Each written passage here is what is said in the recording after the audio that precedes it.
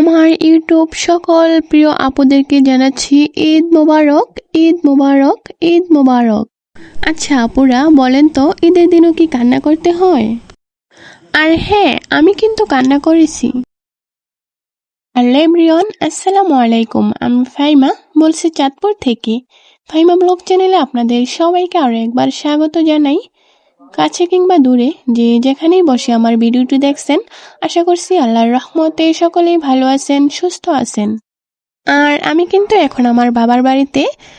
আর এই তো কাল যেহেতু ছেলের বার্থডে পালন করা হয়েছে এদিকে, তো বিছানাটা আর গুছানো হয়নি। আর এই তো এখন আমি বিছানাটা গুছিয়ে নিতেছি। আর এটা হচ্ছে ঈদের আগের দিন। সবাইকে ঈদের অনেক অনেক শুভেচ্ছা জানিয়ে আমার আজকের ভিডিও শুরু করলাম। সবার ঈদ কেমন কাটছে অবশ্যই কমেন্ট করে জানাবেন আমার আপু ভাইয়ারা। আর আমার ঈদ এই তো প্রিয়জনকে ছাড়া যেভাবে ঈদ কাটে তেমন আর কি। এই তো হাজবেন্ড ছাড়া ঈদ আর কেমন কাটবে বোঝেনি তো আপুরা, যারা বিবাহিত আছেন নারীরা তারাই বোঝেন যে একজন হাজবেন্ডের গুরুত্ব কতটাই, আর প্রিয়জন কাছে না থাকলে। যাই হোক, এটা কিন্তু ঈদের আগের দিনের ভিডিও। আর এখন আমি যখন ভয়েস দিচ্ছি সেটা হচ্ছে ঈদের দিন বিকেলবেলা। তো আমি কিন্তু এই ব্লগে ঈদের ভিডিও শেয়ার করিনি, তো ইনশাল্লাহ পরবর্তী ভিডিওতে ঈদের ব্লগ শেয়ার করব। আর এই তো এদিকে হচ্ছে আমি একটু একটু করে ঘরটাকে গুছিয়ে নিয়েছি, একটু হালকাভাবে মুছে নিয়েছি। আর এই যে এখন দেখছেন বেডশিটের মধ্যে হাজারো গোলাপ ফুলের শুভেচ্ছা জানাচ্ছে, তো আপনাদেরকেও জানিয়ে দিতেছি হাজারো হাজারো গোলাপের শুভেচ্ছা। আমার আপুরা দেখতেছি অনেক সুন্দর করে ঈদের ভিডিও শেয়ার করতেছেন, খুবই ভালো লাগে দেখতে। আর আমি কিন্তু এডিটের কারণে এখনো কোনো ভিডিও শেয়ার করতে পারিনি। এখন দেখতেছি আপুরা ভিডিও দেখেন কিন্তু একটা লাইক দিতে ভুলে যান। জানি না আপুদের মনে থাকে কি না, যাক আজ আর লাইকের কথা আপুদেরকে বলবো না। My daily life and kitchen চ্যানেলের শিশির আপুকে এক আপু কমেন্ট করছিলেন যে আমাদের যদি ভিডিও ভালো লেগে থাকে তাহলে তো আমরা লাইক দিব, তাহলে প্রথমে দিব কেন? যাই হোক, আপুর কথাতে কিন্তু যুক্তি আছে তাই না?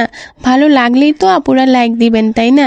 তো যদি ভালো লেগে থাকে তাহলে প্লিজ একটা লাইক দিয়ে দিবেন, কারণ আপনাদের একটা মাত্র লাইক আমাদের কতটা উপকার হয় তারা হয়তোবা আপনারা বোঝেন না, কিন্তু আমরা যারা ভিডিও বানাই তাদের কতটা উপকার আসে একমাত্র তারাই বোঝে।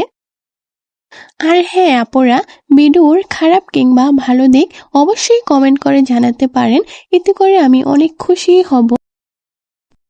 আর এদিকে আমি পাগল হয়ে গেছি বাচ্চাদেরকে মেহেদি দিতে দিতে। একের পর এক বাচ্চা আসতেই থাকে, আসলে না করাও যায় না। আর আমি যে খুব ভালো মেহেদি দিতে পারি তা কিন্তু একদমই না। আমি এই তো যেমন পারি তেমনই বাচ্চাদেরকে দিয়ে দিতেছি। আর কতদিন পরে যে মেহেদি দিতেছি তার কোনো হিসেব নেই। 5 বছর পরে এভাবে বাচ্চাদেরকে মেহেদি পরিয়ে দিতেছি। তো বোঝেনি তো, একটা জিনিস চর্চা না থাকলে যেমন হয় আর কি। তো আগে কিন্তু খুব ভালো দিতে পারতাম, আর এখন সেই অভ্যেসটা আর নেই।